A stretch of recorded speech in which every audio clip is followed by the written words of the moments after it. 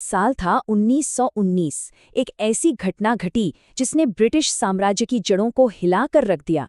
इसने भारत के स्वतंत्रता संग्राम को भी हमेशा के लिए बदल दिया।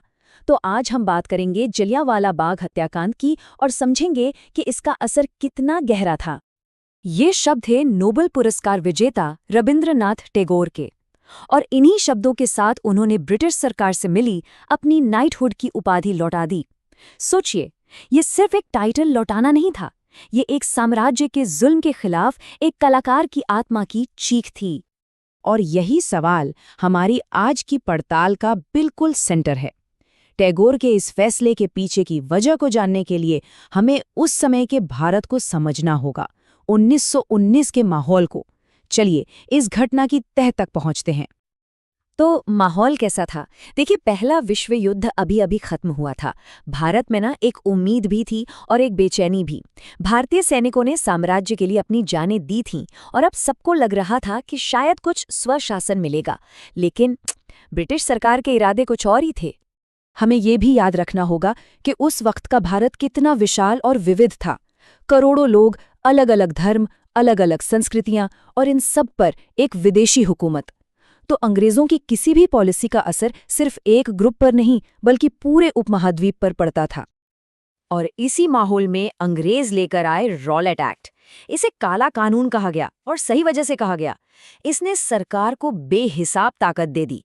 मतलब वो किसी को भी सिर्फ शक के आधार पर बिना किसी मुकदमे के 2 साल के लिए जेल में डाल सकते थे।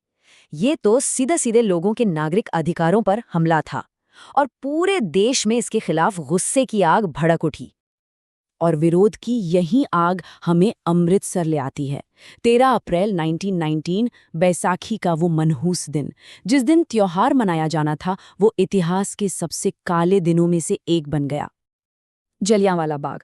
जरा कल्पना कीजिए, एक ऐसा मैदान जो चारों तरफ से ऊंची दीवारों और इमारतों से घिरा है। बाहर निकलने का रास्ता बस एक ही, वो भी बहुत तंग। वहां हजारों लोग जमा थे बैसाखी मनाने और रॉलेट एक्ट का शांति से विरोध करने। बच्चे, बूढ़े, औरतें सब थे। उन्हें बिल्कुल अंदाजा नहीं था कि अगले कुछ पलों में क्या कयामत आने वाली है।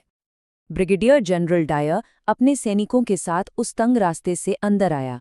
उसने कोई चेतावनी नहीं दी, सीधा गोली चलाने का हुक्म दे दिया, और अगले 10 मिनट तक लगातार गोलियां चलती रहीं। सैनिकों ने उस निहत्थी भीड़ पर लगभग 1650 राउंड गोलियां दागी। लोग जान बचाने के लिए भागे, चीखे, चिल्लाए, लेकिन निकलने का कोई रास्ता ही नहीं था।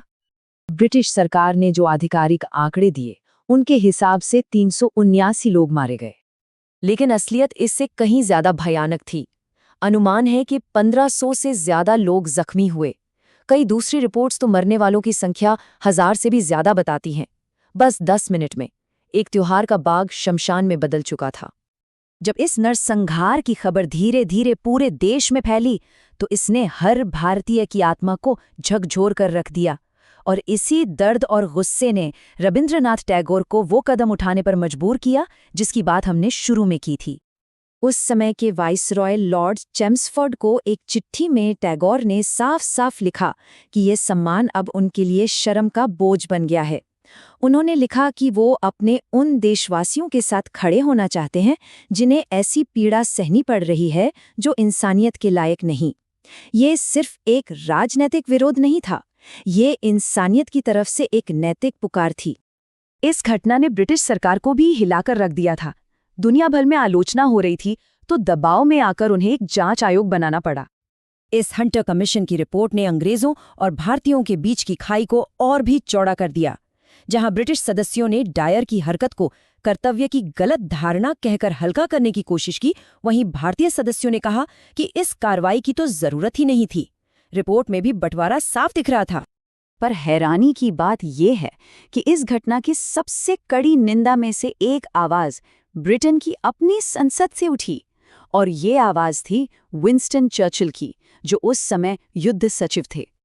चर्चिल ने डायर की इस दलील को सिरे से खारिज कर दिया कि उसने विद्रोह को रोकने के लिए ये सब किया। उन्होंने इसे राक्षसी कहा, मॉन्स्ट्रस कहा। उन्होंने कहा कि ये ब्रिटिश साम्राज्य के सिद्धांतों के खिलाफ है। उनका भाषण इतना जोरदार था कि उसने संसद में सरकार को गिरने से तो बचा लिया, लेकिन ये भी साफ हो गया कि इस घटना पर साम्राज्य के अंदर भी गहरे मतभेद थे। तो जलियांवाला बाग सिर्फ इतिहास की एक घटना नहीं है, ये एक घाव है, एक याद है जिसे भारत ने एक राष्ट्रीय स्मारक के तौर पर सहेज कर रखा है। चलिए इस स्मारक के बनने की कहानी पर भी एक नज़र डालते हैं। इस नरसंहार के फौरन बाद 1920 में ही भारतीय राष्ट्रीय कांग्रेस ने इस जमीन को खरीदने के लिए चंदा इकट्ठा करना शुरू कर दिया था। फिर आज़ादी के बाद 1951 में इसे राष्ट्रीय स्मारक का दर्जा मिला और 1961 में इसका उद्घाटन हुआ। ये स्मारक असल में भारतीय लोगों की सामूहिक इच्छा और बलिदान का प्रतीक है। और ये उस त्रासदी की सबसे जीती जागती गवाह है, बाग की दीवार, जिसपे आज भी गोलियों के निशान मौजूद हैं। हर एक निशान उस दिन हुए जुल्म की एक खामोश कहानी कहता है। ये सिर्फ दीवार में बने छेद नहीं हैं, ये भारत के इतिहास पर लगे वो जख्म हैं जो हमें हमेशा याद दिलाते हैं कि आज़ादी किस कीमत पर मिली है। हाल ही में जलियांवाला बाग का रेनोवेशन हुआ, जिस पर कुछ विवाद भी हुआ, और ये हमें एक बहुत ज़रूरी सवाल पर सोचने के लिए मजबूर करता है। हम इतिहास के ऐसे दर्दनाक पन्नों को कैसे याद रखें? क्या उन्हें वैसे ही छोड़ देना चाहिए जैसे वे थे, या समय के साथ उनमें बदलाव करना चाहिए? ये एक ऐसा सवाल है जिसका जवाब हम सबको मिलकर ढूंढना होगा, ताकि हम इतिहास से सही सबक सीख सकें।